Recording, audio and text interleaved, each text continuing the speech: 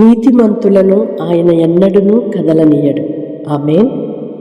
ప్రియ సహోదరి సహోదరుడా, దేవుని నమ్ముట నీతిగా ఎంచబడుతుంది. అబ్రహాము దేవుని నమ్మెను, అది అతనికి నీతిగా ఎంచబడింది.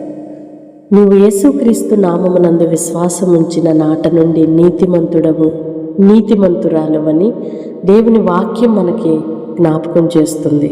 అవును, నీవు దేవుని నమ్ముటలో వెనుతీయని పరిస్థితిలో నీవు నిలిచి దేవుని నమ్ముటలో కుడి ఎడమలకు తొలగిపోక ఆగిపోయే పరిస్థితులు వచ్చినా దేవుని మీద ఉన్న ప్రగాఢమైన ఆ నమ్మకాన్ని విడిచిపెట్టకుండా నడుచుకొనుటయే నీతిగా ఎంచబడుతుంది.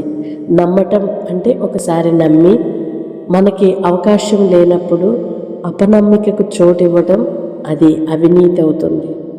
దానిని దేవుని వాక్యం నీతిగా ఎంచటం లేదు. కానీ శ్రమైన, కష్టమైన, బాధైన, ఇబ్బందులే వచ్చినా నమ్మకాన్ని కోల్పోయే పరిస్థితులే మనకు ఎదురైన అలాంటి సిచ్యువేషన్లో మనం నిలబడి ఉన్నప్పటికీ కూడా నమ్మకమును విడిచిపెట్టకుండా ప్రభువైన యేసుక్రీస్తుని ఏ ఉద్దేశము, ఏ నమ్మకముతో ఆయనను వెంబడించుట ప్రారంభించాము, ఎలాగైతే దేవుని మీద అట్టి గొప్ప నమ్మకాన్ని కలిగి ఉన్నామో దానిని ఎన్నటికీ విడవకుండా మరణము వరకు నేను వెనుదీయను అనే విధంగా ఒక దృఢమైన విశ్వాసముతో ఉన్నప్పుడు దానినే బైబిల్ చెప్తుంది నీతిమంతులు అని, నీతి అని. అవును, మనం అలాంటి నీతిమంతులుగా ఉన్నప్పుడు ప్రభు ఎన్నడూ మనల్ని కదల్చబడనీయక, పడిపోనివ్వక, అవమానపరచబడనీయక, ఎక్కడైతే మనం అవమానపరచబడ్డామో అక్కడే నిలవబెట్టే ప్రయత్నము తప్పకుండా దేవుడు మన ఎడల జరిగిస్తారు. ఆయన మన చేయి పట్టి నిలబెడతారు. కనుక మనుషులను నమ్మి అనేక సార్లు మోసపోయావేమో, నీ పరిస్థితులను నమ్ముకొని, నీకున్న బలాన్ని నమ్ముకొని, నీకున్న స్థితిగతులను ఆధారం చేసుకొని అనేక సార్లు మోసపోయే పరిస్థితులు వచ్చాయేమో.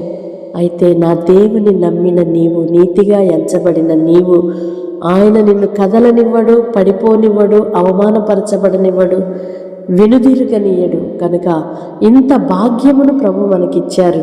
ఇట్టి నీతి కలిగిన వారమై కదల్చబడక దేవుని వైపు చూస్తూ గొప్ప విజయాలను సొంతము చేసుకుంటూ కొనసాగుదుముగాక.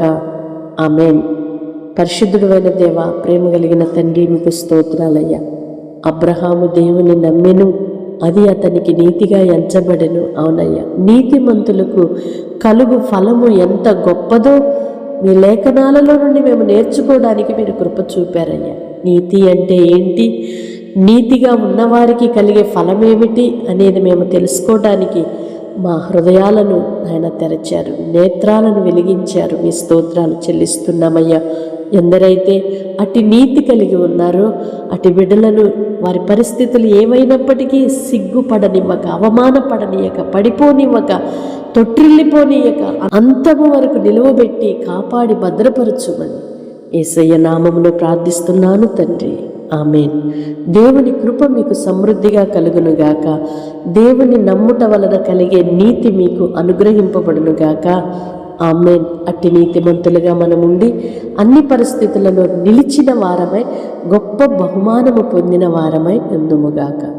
ఆమేన్. May God bless you all. Praise the lord.